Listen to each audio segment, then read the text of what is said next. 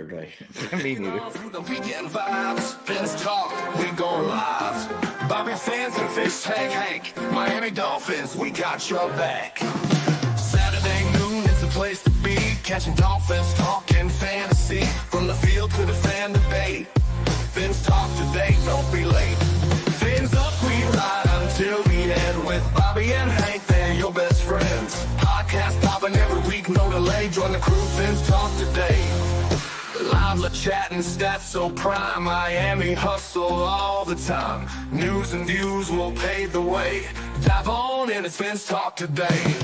Top plays and what went wrong, breaking down each game so strong. Fans united, feel the beat. Fins Talk, family can't be beat.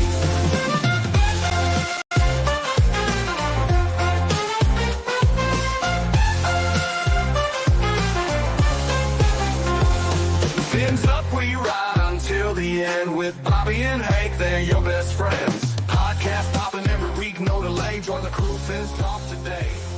Fins up, we ride until the end with Bobby. Happy Saturday, Miami Dolphin fans, and welcome to a new episode of Fins Talk today on FTSN. I'm Bobby Fins Talk, joined always by the man, the myth, the legend, Fish Tank Hank. Fish Tank, my man, how you doing this Saturday, brother? Hey, you know, I'm the man, the myth, the legend, but that's all in my own mind. You know, I force Bobby to say this stuff, folks. It's in Okay, his contract. It's in his contract. Here it is. There's the contract. It's at the very top. Man, myth, legend. Every show. that damn thing gets ripped up a lot, but that's okay. He keeps faxing it over. My man. So, me, yeah. Bobby, me. I've been real busy. I've been real busy. Very, very, very busy. And, you know, right now I'm wiped out. But I love doing this show. There's nothing I love more than hanging out with Bobby and having a good time with you folks. That just makes my life so enjoyable to have you folks with us and keeping us straight, of course, because you know we screw it all up sometimes, especially people's names. We're great at that. Oh Lord, famous for destroying names. Well, you know, last Saturday there wasn't much to talk about. We had some stuff going on, so we were like, we'll just take that Saturday off, which is cool. There's a lot to talk about today for this week because the Dolphins finally made the trade. They got rid of Jalen Ramsey. They traded him off, and they traded Janu as well. Janu and Jalen Ramsey are two star players on offense and defense, traded to the Pittsburgh Steelers for a 5th round pick and Minkah Fitzpatrick, former Dolphin, former 1st round pick, a stud in the defense for Pittsburgh. He was a stud in Miami, back in Miami in a blockbuster deal. You know, of course, Miami wraps that up, Fish Tank, because everybody's like, well, what's going to happen in the tight end room? Are we going to continue with Julian Hill? Are we going to ride with Jalen Conyers, the undrafted rookie? What are we going to do? Are we going to go with Farrow that we got from Seattle? No. Miami goes and trades for a tight end from the Giants, who was retired last year, Darren Waller. So Miami made some moves, Fish Tank, and I haven't chatted with you for 2 weeks, but this week was the only one that mattered because this was the deals that were being made. So this is your first time reacting. Yes, sir. So you see these deals. What's on your mind, my man? Well, Bobby, I gotta be honest with you. I just read this before we came on. I have been that busy, Bobby. Okay. All right. Let's take a look and break this down. Raw reaction in here. I have everybody's names on my thing over here, so that's what I'm going to use because I've been having a lot of problems, an extreme amount of problems with my memory. I don't know if you folks know, I had a severe accident when I was in the military, and I have a traumatic brain injury. And at this point in time, it's kind of been, I haven't been able to remember what the hell I've been saying. So I've been doing a lot of writing down, folks, okay? But this, I looked at the players, and I wanted to assess where we were at, kind of thing, from all this. And what I came up with, you know, Minkah Fitzpatrick, definitely an upgrade to the safety position, without a doubt. That is so far beyond Javon Holland and Poyer and, those folks. I think he's better. However, the problem with Fitzpatrick is him and his mom are a bunch of whiners, and that's why he left the Miami Dolphins in the first place. Oh, I wasn't upset about that when that happened, was I? So, I'm happy to have him back. Anybody that's a Dolphin, I don't care what happened before. You a Dolphin, you my man. Period. You're part of the team. So it's nice to get him, but we didn't solve the biggest problem on defense in our secondary. What'd we do? Nothing, pretty much. I mean, you could say we did something if you really want to look at it, but You're talking about the corners. yeah, and you got Storm Duck, Cater Kohu, and Jason Marshall Jr.'s the rookie. So that's who you got, folks. And adding Minkah Fitzpatrick is going to offset that a little bit, but not enough. Nowhere near enough to completely offset the loss of the leadership, the abilities of Jalen Ramsey. There's no way to trick ourselves, I guess I should be saying. There's no way to trick ourselves, folks. We know we're in trouble in the secondary right now. Now, Greer usually does all this, finds veterans and all these people everywhere, and I'm hoping that he picks up somebody that gets dropped from a team that, they don't need whoever. And hopefully it's a viable asset that we might be able to look at either for tight end or for cornerback, whatever it may be. Now, we did pick up Waller, but come on, guys. He was retired for a reason, folks. But again, he's a Miami Dolphin. I sport him 100. I sport him 110%. Always. So, Bobby, after looking at all this stuff, kind of, there's quite a bit going on. And I really hope that the defensive additions and changes really, really help our secondary. We are going to need a massive boost from our defensive line to get after whatever's going on. Because if they don't, we're going to get eaten up. The AFC East is no joke with the wide receivers. There's a lot of dominant wide receivers just in our division. Yeah. No, you're not wrong. You're not wrong. And I think you hit the nail on the head in regards of the cornerback room. That's something that I've discussed as well. Let me first shout out the Wayne D Experience, who's tuning in right now.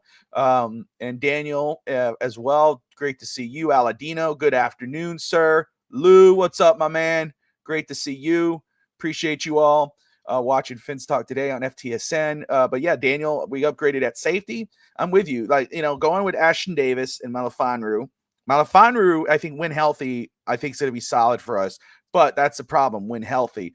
Ashton Davis, I wasn't comfortable at all with. But as a secondary option, no pun intended, to a Minkah Fitzpatrick and a Malifonwu, I feel better with. And I do feel good with our young guys. So that our safety room, I think, is a huge upgrade compared to what we had last year. Our defensive, our cornerback room, or defensive backs, that's where I'm concerned with, right? And if I'm gonna I like doing this, and Hank likes doing this too. But if I play I hate using the word devil's advocate, but the other side of it, I'll say we don't know what Jason Marshall's going to be. You know, yeah, when we saw his name on the board pop up for Miami, we're like, oh, it's one of those guys where you go, who? You know, where what we really went that way. There was other guys on the board, but hey, he may surprise us. He may be a diamond in the rough for Miami. Guess what he is, Bobby? He's a Dolphin. That right? There you go. You see, Cam Smith, who we know has been MIA the last two again, no pun intended, missing in action though. For Miami the last couple of seasons, you know, first we thought it was Vic Fangio and then whatever happened last year, and then he gets hurt in camp. Look, we can only hope and pray that Miami drafted in the second round for a reason. Let's hope and pray that he lives up to that. And in this coming year, when they throw him into the fire, he comes out looking like, oh, damn, now we see why he was a second round pick. Kader Kohou, we know he's dependable in his role. Storm Duck, we like what we saw out of him last year. We hopefully he could be dependable, but it's still a very big concern. Now, what can help that for Miami? Go in and get one of these veteran corners that are still on the market. I know some people have brought up bringing back Howard. They've talked. I'm trying to Gilmore. Those are two vets that are on there. Asante Samuel Jr. is still out there. So you go get one of those guys. And no, it doesn't mean that your cornerback room is fixed or looks, you know, it will look a little better. It's still a work in action, but it will help make you feel more at ease with your secondary unit. I will say, Fish Tank, like you said, the safety position and the depth back there will mask what's going on with the defensive back room, but also our defensive line. Yes. What we've done with the defensive line, with the return of Bradley Chubb and Jalen Phillips and Chop Robinson and Zach Sealer, and now you add in Kenneth Grant and those other guys, you know, and we don't know what Kenneth Grant's going to be. We have high hopes, but that's going to help that secondary unit as well, because that's going to force quarterbacks, hopefully, to fall back, make mistakes, and then hopefully your young guys eat up those opportunities and do some damage to the opposing offense. But you had a point. Yeah, you know, for me, I don't think any of those corners you mentioned are viable assets at all, and I'll tell you why. That's fair. Those young guys we have, Storm Duck and everybody else, I don't think they'll make more mistakes than the lack of physical abilities of those older corners, okay? I think they'll make a lot of mistakes, our young folks, but I don't think they'll make as many mistakes as the other corners in ability to keep up with the wide receivers, okay? I know the corners we currently have will be able to stay with a lot of the wide receivers in comparison to one of the veterans from way back that won't be able to keep up with them. There's just no way. Just no way.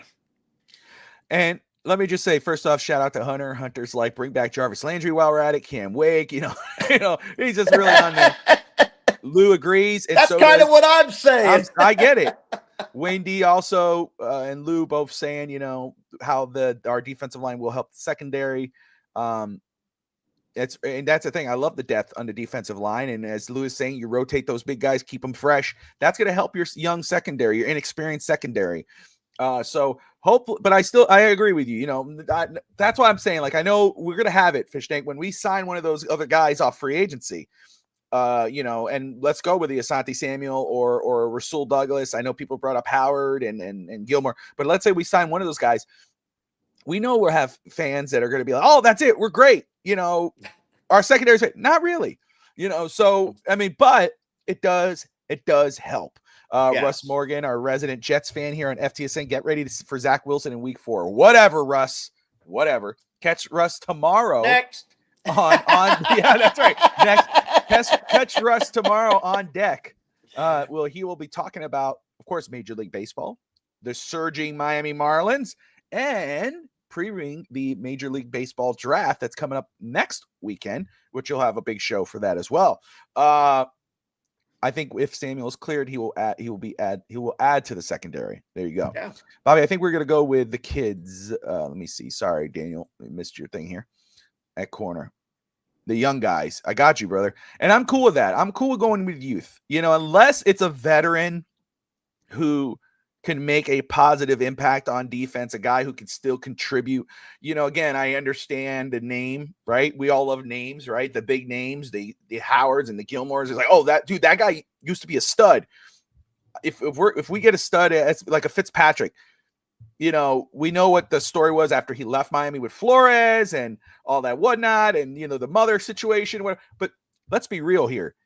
Minkah Fitzpatrick, who was a stud going into Pittsburgh from Miami, he was a solid player in Miami. He was a super stud in Pittsburgh. He's still a solid ass player. So, and he's young. So you're bringing him in maybe for a year, whatever. Hopefully you can extend him, but we don't know what goes on in Miami.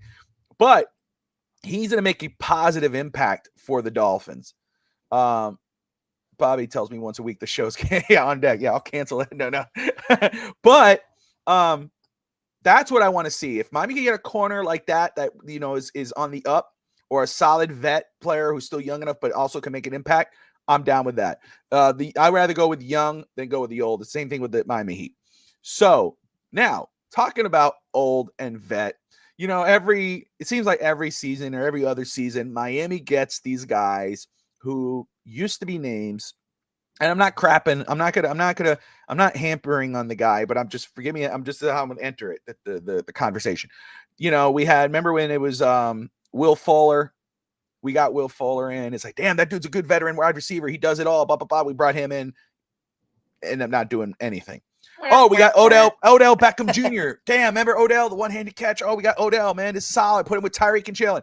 What did he do? Nothing. Miami always likes to get these guys, these one-off guys, and it ends up being nothing. So Miami had a big hole at tight end. They let go of Jonnu Smith, and he was hurt on that situation. He was on Terran Armstead's podcast, Fish Tank, and he was surprised. He's like, man, I thought that, with the way I was basically paraphrasing, I don't have it in front of me, but the way I played for the team, that I was one of the better players. I was the only Pro Bowl, that I was going to be able, he wanted to retire in Miami. So when him and his agent approached Miami about an extension, Miami's like, we can't do it.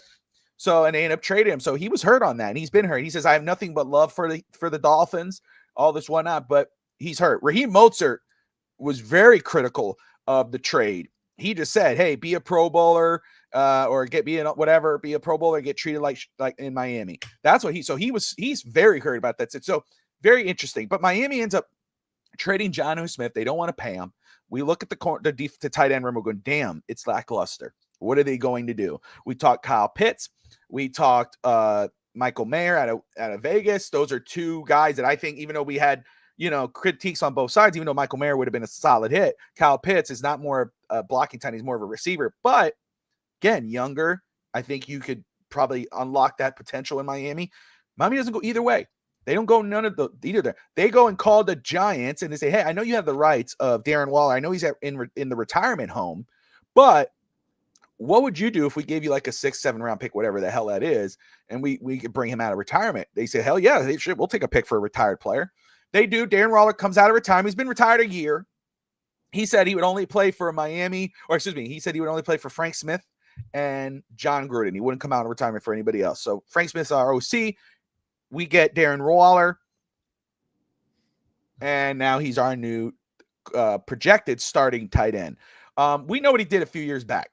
He was a damn good tight end in Vegas with the Raiders, or not in Vegas, but with the Raiders, right?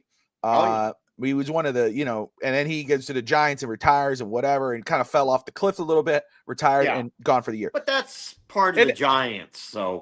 Well, that's true too, because he could come to remember, he's still a solid receiving tight end, and we want to hope that he could produce what Jonnu did, or hopefully better. Yeah. So let me ask you. I mean, you saw that for the first time just before the show because you've been busy. We won't get into that with you, because it's your bit. But you've been busy, so you're just seeing that. So when you saw Darren Waller's name, and he coming out, what's your reaction to that? That Miami go out and to address the tight end, the hole at tight end, they go get a guy who's retired. This hurts. It really does, Bobby. But like you said, as long as Waller's not like falling off the cliff with his physical abilities, being out 1 year, you might have lost a bit, But, I think he can still be a mid-grade to upper level tight end. That's where I feel he is before we start the season, of course. Now, if he gets into training camp and, he's doing everything, and he gets it back in shape, I think he could have a significant impact on the Miami Dolphins. Now, is he going to be the same as Jono? Not even close. Not even close. That's where I'm at with that, Bobby. There you go. So I don't know if you've been, I don't know if you have seen, because we'll get into that there too. Talking about the Dolphins offense. The NFL is releasing their top 100 players again. They do this every offseason. And do you know who came in at 91? Nope. Tua Tagovailoa. The 91 best player in the NFL last year. What? Instant reaction, Fish Tank. What are you thinking about that? How? All right. Let's just take the past 3 years real quick. Fair enough. Past 3 years, he has been the only quarterback to maintain like 100 and something plus quarterback rating. Nobody else has done that, folks. Just him.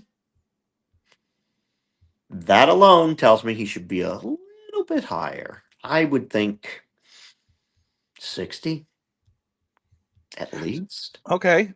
There you go. At least. Okay. Now, has he done spectacular things? And, no. But his quarterback rating says he's better than all of them the past 3 years. How do you address that? Where do you put him based on that? But you got to know this is a players. All the players decided this. Yep. Which obviously takes into the account of favoritism and. But our quarterback hasn't done anything to be up in the top. Okay. The man hasn't done enough to be in the top 10. Like I said, he is very, very good and better than a lot of people have given him credit for, to be honest with you, Bobby. But you can't put enough arguments together to say he's higher than 60 to me. I just don't think you can do it. I really don't. So Cap says, do the players do the voting? Yes, they do. That's the players are voting on the top 100 players. That's why Tyreek Hill was voted last year. He was voted the number 1 wide receiver, and I would say he was voted by his peers as the number 1 player. And just to talk about Tua for a second, and this is one of my points. First off, just a Cap for Life says he was 39. He went from 39 and now at 91. Ryan Tannehill, Steve Malloy says, was 68 and 83 in Tennessee. And Wayne Deesby missed half the season and still make the top 100. You guys are all delusional. Hate on him. This tells how good he actually is. To the guys, yeah. And this was my point. So we know he missed half the season. And look, again, it wasn't a good year last year for Tua, nor was it for the Dolphins. The Dolphins offensively, from Tyreek, who was voted number 1 player, again, there were, besides Janu Smith and Devon Achane, there was very little on the Dolphins offense to be happy about. Tua, even when he was healthy, it wasn't great. It wasn't a good thing to see. However, this is more about how the players view him. Yes. We know, and that's a big thing. The players who play, who have experience, who are on the field, they watch all these guys, their opinion matters. They say that Tua is, even though he was 38, right? Which is obvious because when you run in the number 1 offense and you're looking like you are, you're going to be a top 50 player. Miami struggled last year. And he struggled last year and he couldn't stay on the field. Yep. You would think that, hey, it may make sense. Maybe he doesn't make the top 100. Maybe he falls out of it. No, the players go, no, dude, I know he only played half a season. I know he wasn't that great. The Dolphins offense wasn't that great, but this guy still is one of the top 100 players in the NFL. Yeah. And so this is another reason. Look, I'm going to tell you straight up, and we're getting closer to the season, dude. It's only a month away till we're in the preseason. about a month away, a little more, you know, a couple I think days I out. was supposed to go to training camp. So, it's all right. I But just thought of that. you just thought of it. I'm going to say, though, I was supposed to go to training. I will say that, Oh, again, even though I have not changed my viewpoint in regards of how this season is going to play out, because, again, I'm going in with mid-tier expectation. I'm going 9-8. I'm not going to be disappointed with this year. I mean, less than 9-8, that's my ceiling right now. I ain't changing that. There ain't nothing that's changed that yet. There may be, depending on if there's any other moves, but right now I'm sticking to 9-8. I ain't going to move that around. But I will tell you that, again, like when we go, man, okay, if we're going to play the other side of it and go, hey, you know, I know right now we're concerned with the secondary, with our corner room, but here's the other side of it. Who do we sign? Is there anybody we sign that could help that? Hey, our rookie, Jason Marshall, what if he shocks the world? What if I he goes, would love it. right? That's what I'm saying. So it's the same thing with the offense. The offense was the number one offense. And of course, we got to count the Denver game. But before that, they were the number one. They were the fire. You know, again, Tyreek and Tua were on fire. Raheem Mostert was right behind Christian McCaffrey. Mm-hmm. Not too long ago, Miami's offense was the envy of the league. Last year they weren't. Last year they fell off a cliff. They didn't just fall off the cliff. They fell off the Grand Canyon. Yeah. It was ridiculous. They couldn't run the damn ball. They couldn't get the decent passing. Tyreek was not Tyreek. It was crazy. What's to say they don't turn that around? What's to say that maybe Tua lives up to 91 or lives up to the 38? Maybe they figure it out. Now, of course, again, guys, I know that's being a homer. I'm just throwing that out there here. Because I will say, Pagoda Boss, I see all your things. I appreciate you tuning in, first of all, and your comments, you know. But, you know, we don't know. Again, the concern with Tua is because the season does rely on him, whether he's good, bad, or whatever, good, bad, and ugly, however you want to say that. If and when or riding the range, I guess you could call it. But. There you go. You know, if and when he goes down, because that is a comment, that is Tua, right? Because even though he lasted the year before, you know, he got injured last year, was out. We started going off, you know, picking guys off free agency and all this whatever. We couldn't even use the guys on our team. I feel a lot better about our quarterback room this year. I do. Yeah. You know, Zach Wilson. I know we know what he was in the Jets. We know Denver liked him a lot. Denver didn't want to lose him, but he was a former first round pick. What if he lives up to that first round pick when he comes in? But Quinn Ewers, 7th round pick. However, this guy was the top quarterback coming out of high school.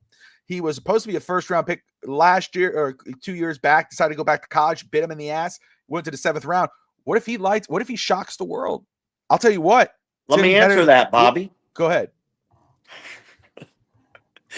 I hate cutting you off. No, you don't. No. What was your question, Bobby? I'm just going to say, I think I didn't say, not a question. I was just going to say, I think Quinn Ewers is obviously a better 7th round pick than Skylar Thompson. I'm looking forward to preseason to get to see Quinn Ewers on the field. Okay. We were talking about Quinn Ewers. There you go. Oh, that's what you were figuring out. Gotcha. Okay. Sorry, Bobby. You're all right. You'll get there. I'm telling you, man, it's been a struggle lately. I got you, brother. I got you. You know, even if Quinn Ewers would have to make an extremely significant impact between now and the beginning of the season for Miami to actually even put him in, I believe. I really don't think they would put him in unless it was a last resort kind of thing. Like, after everybody's depleted, we have no choice. We got to put him in. It's not because I don't think he's good. It's not because I don't think he's smart. I think both of those. But you have Tua and you have Zach Wilson, which are both currently veteran quarterbacks in the NFL. And usually veteran quarterbacks do a little better than rookies. But unless something changes between now and the beginning of the season, I don't see them putting him in ahead of Zach. That's what I'm trying to say. No. Yeah, I don't see. Unless the preseason, Zach completely craps the bed and Quinn Ewers is like, whoa, wait a second. Yeah. He's going to be I think I see him. I project him as the 3rd quarterback. But I'm saying when it comes time, and now Cap is putting that in there. I want to highlight Cap's comments. about Tom Pelissero on NFL Network saying decisions for everybody to make. There's going to be decisions for everybody to make if Tua is unable to go for the season or go throughout the season, maintain good health. He says there should be an organizational reset of sorts in order, if the worst case scenario plays out and Tua misses time. That's basically if Tua misses time and Miami is like falling off the cliff and the season is, I expect the same thing. I expect, Miami to say, okay, let's see what we have in Zach Wilson. Let's see what we have in Quinn Ewers. We got to make a decision on the quarterback going forward. We got to make a decision on the head coach. We got to make a decision on. I could see that if Miami is under 500 by the bye week, or they way under the 500 in the bye week, whatever.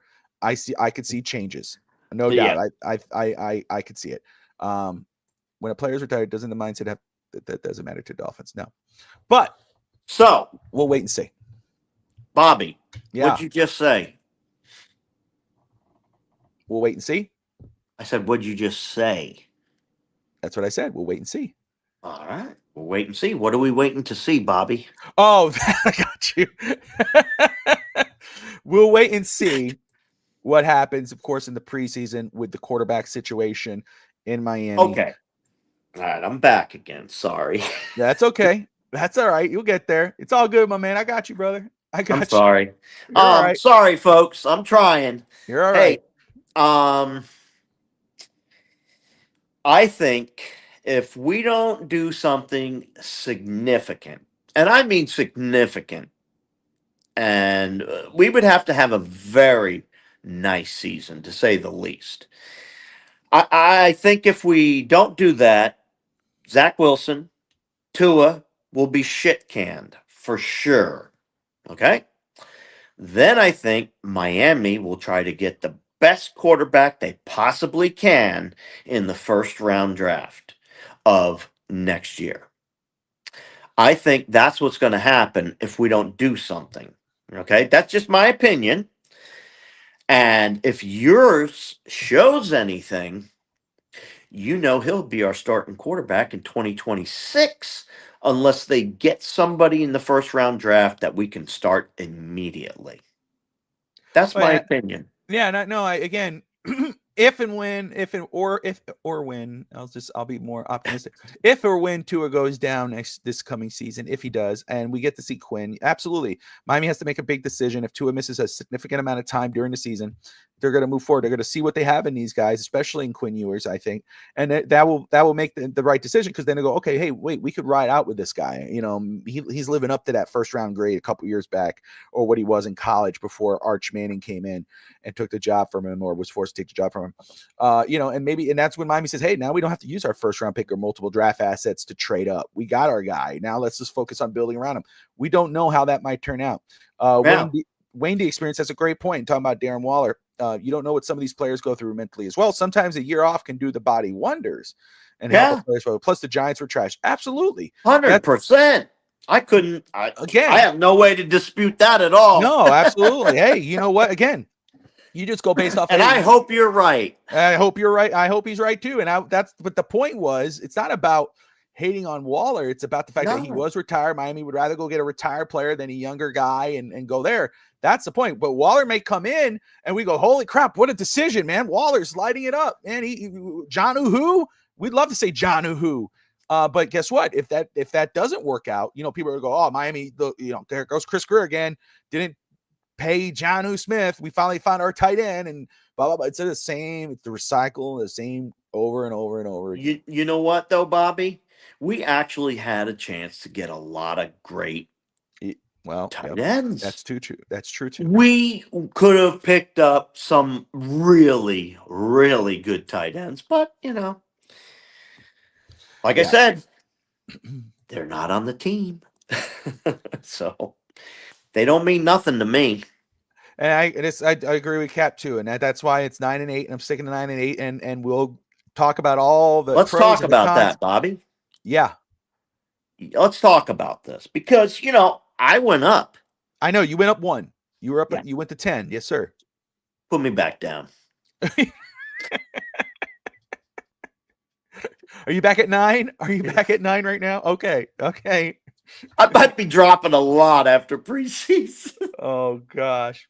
Well, and that's my thing with what Cap is saying there too. Is just, he says no excuses this year. We're supposed to change the culture and leave the baggage behind. Apparently, that's not the case.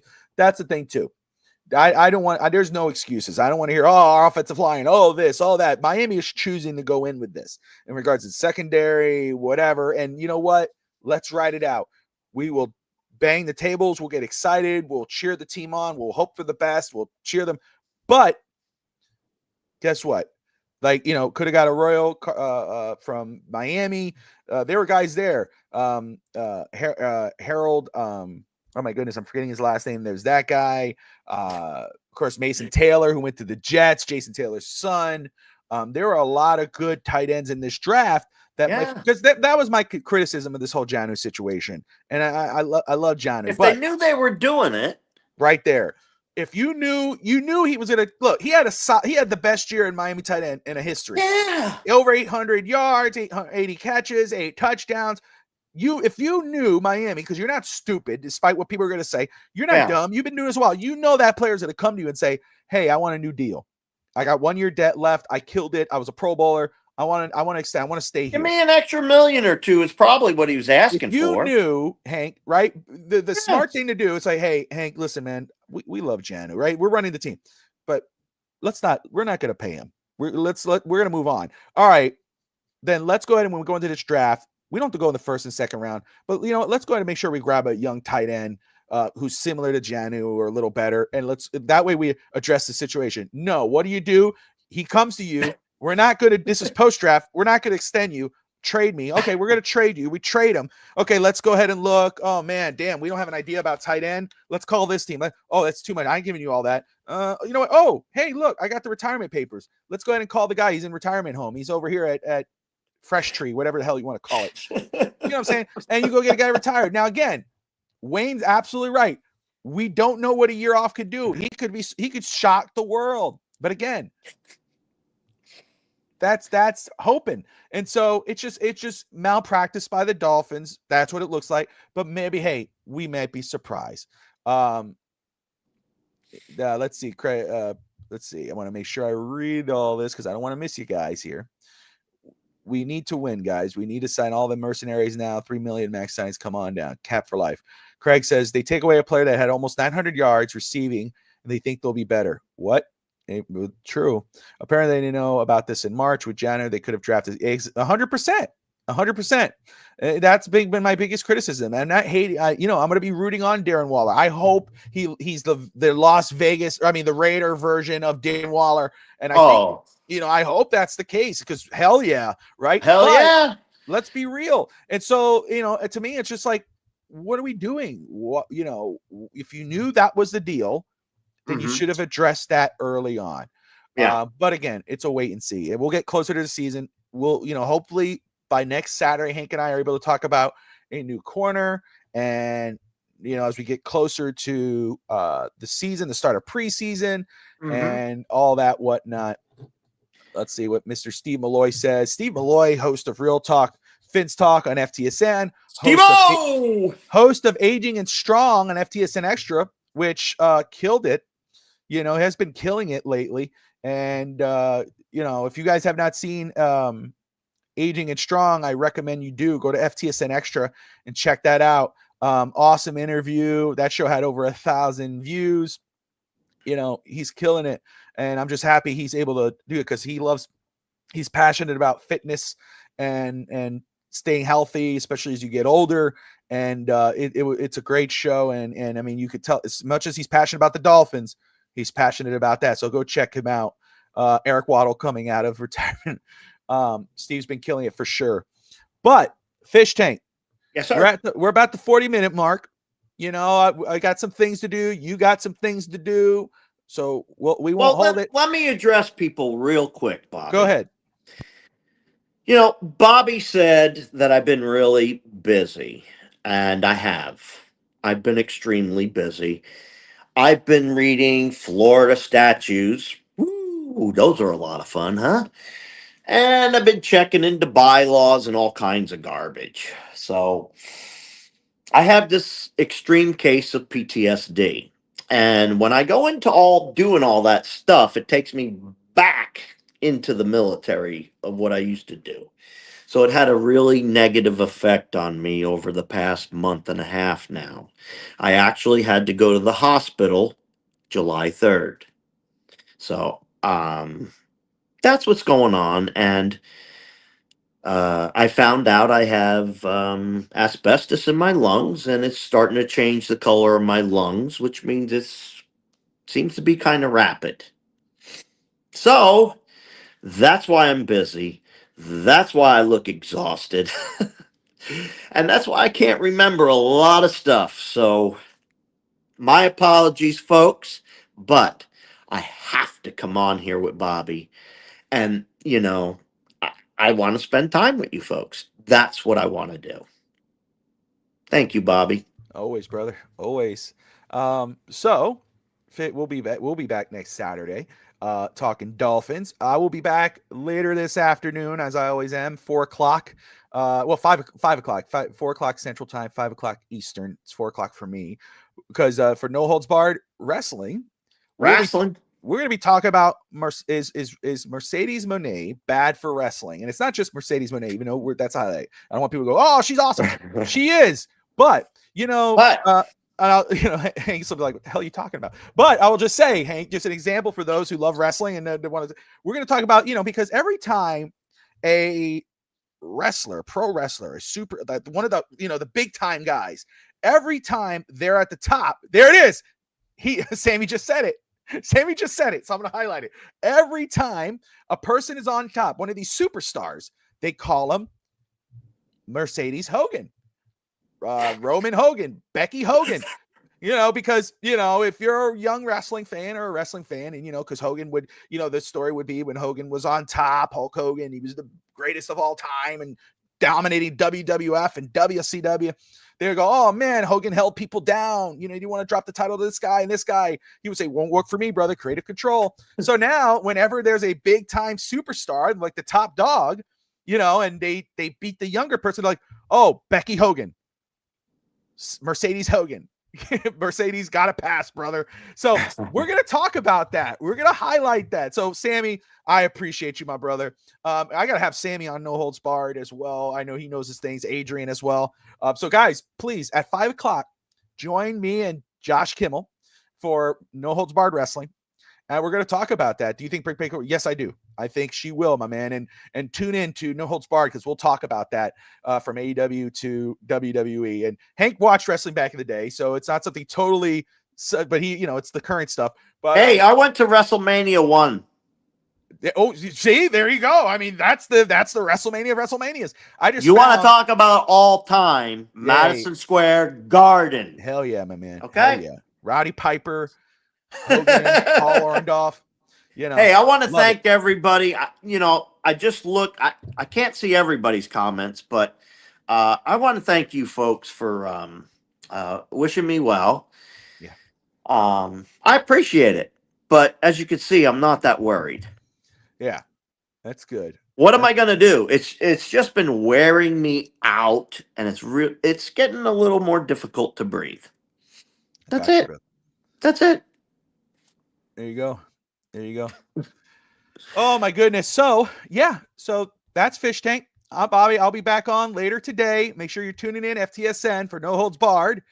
Everybody loves Hank's shirt. Hank got a whole closet full of those awesome shirts. Hey, I want to show you guys my shirt, okay? Go ahead. Now realize I'm naked from the waist down, okay? Oh, stop at the waist. Stop right there. There you go. Now you can see my shirt.